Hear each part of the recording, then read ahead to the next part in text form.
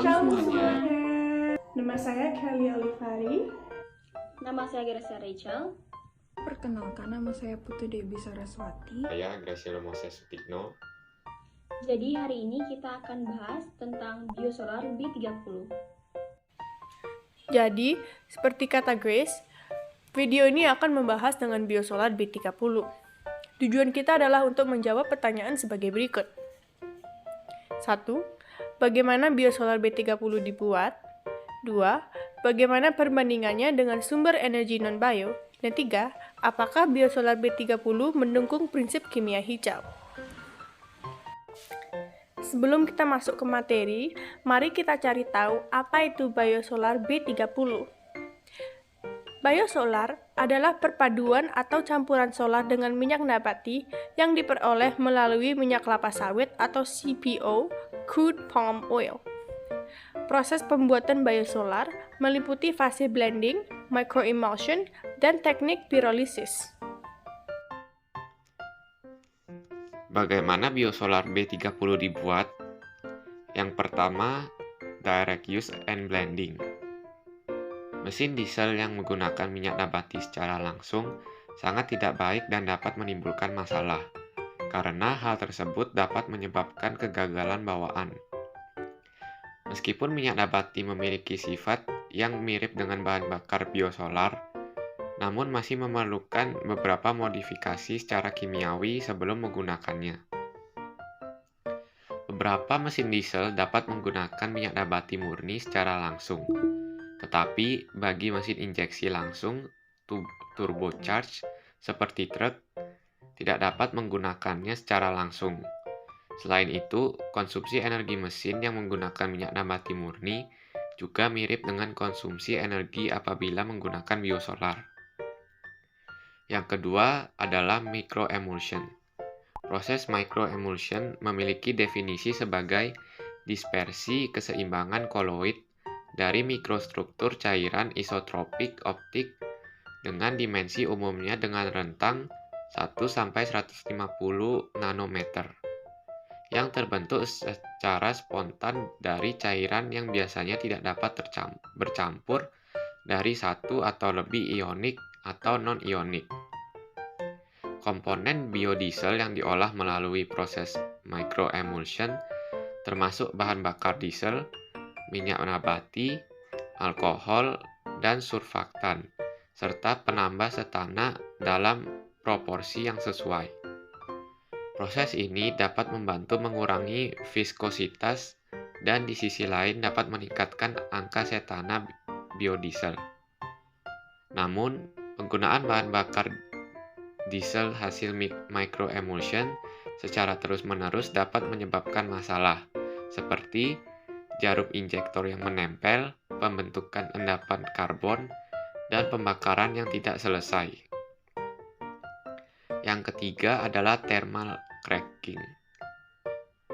Thermal cracking atau pyrolysis didefinisikan sebagai proses yang mengkonversi satu zat menjadi bentuk lainnya menggunakan energi panas atau pemanasan dengan bantuan katalisator. Pyrolysis melibatkan proses pemanasan dalam kondisi anaerob atau tidak ada oksigen, dan pemutusan ikatan kimia untuk menghasilkan molekul yang lebih kecil. Kimia pirolitik sangat susah dilakukan untuk mengkarakterisasi karena jalur reaksi yang bervariasi dan produk reaksi yang bervariasi yang mungkin diperoleh dari reaksi yang terjadi. Bahan-bahan yang bisa dipirolisis dapat berupa minyak nabati, lemak hewani, asam lemak alami, dan asam lemak metil ester. Dalam proses memproduksi biosolar, cara paling umum adalah transesterifikasi. Transesterifikasi mengacu pada reaksi kimia katalis yang melibatkan minyak nabati dan alkohol untuk menghasilkan asam lemak alkilester dan gliserol. Reaksi ini membutuhkan sebuah basa kuat sebagai katalis, seperti natrium dan kalium, hidroksida atau natrium metilasi, dan proses baterifikasi berbasis asam sulfat.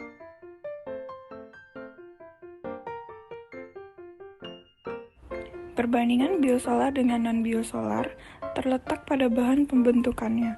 Kalau non-biosolar terbuat dari fosil, sedangkan biosolar terbuat dari tumbuhan seperti biji, jarak-jarak pagar, buah kemiri, kacang tanah, dan biji pohon randu. Dikarenakan berasal dari bahan yang berbeda, kandungan energi dari kedua bahan bakar tersebut jelas berbeda. Biosolar memiliki kandungan energi yang lebih rendah daripada solar. Dengan perkiraan perbedaan kandungan energi sebesar 11% di antara keduanya, karena kandungan energinya yang rendah, biosolar dipastikan juga menghasilkan energi yang lebih. Biosolar terbuat dari tumbuhan. Bahan baku pembuatannya umumnya berasal dari biji buah-buahan atau tumbuhan. Biji buah-buahan atau tumbuhan dapat digunakan sebagai bahan baku pembuatan biosolar. Selain bahan produksi dan kandungan energi, masih ada perbedaan antara solar dan biosolar yang diantaranya. Dalam hal kandungan belereng, biosolar jelas lebih unggul daripada solar.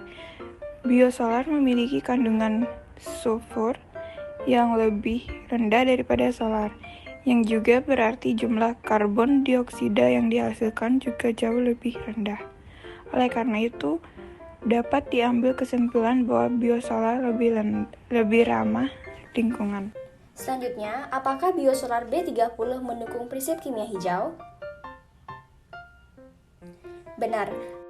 Para ilmuwan energi percaya bahwa biosolar adalah energi alternatif terbaik sebagai sumber energi transportasi utama dunia di kemudian hari. Biosolar B30 mendukung prinsip kimia hijau karena biosolar diselenggarakan sebagai wujud dari komitmen pemerintah dalam mengurangi GRK sebesar 29% dan dapat meningkatkan kualitas lingkungan. Sekian dari presentasi kami. Semoga materi ini bisa bermanfaat bagi kalian. Thank you.